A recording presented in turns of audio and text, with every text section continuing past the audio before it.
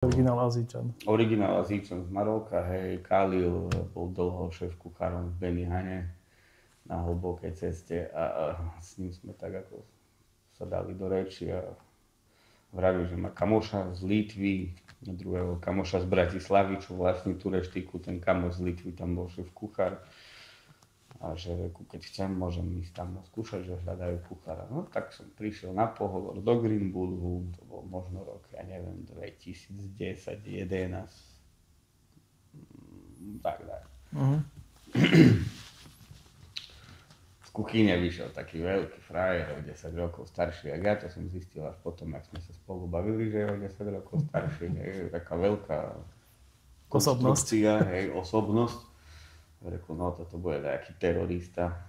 Typek na mňa spustil po anglicky a tak, no, v piatok sme sa o tom meetingu rozprávali, v sobotu som bol na pohovore, hej, ako divný deň, ale však v gastre je možno všetko. Tak som si to v sobotu odrozprával, v pondelok som stal na placi.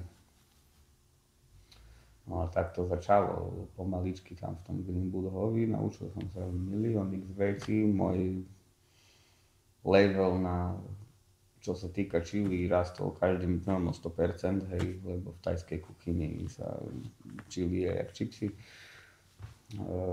Všetko malo ale svoj význam, pár rokov som tam pobudol, potom som sa zase vrátil k tým cateringom a tomu všetkému. Pomedzi to som ešte so pár kamošom pootváral sushi reštaurácie tu, hej, to len tak random. V roku 2012 som chlapcom Leskovi a Cvengimu pomáhal robiť Hoshi Sushi, hej.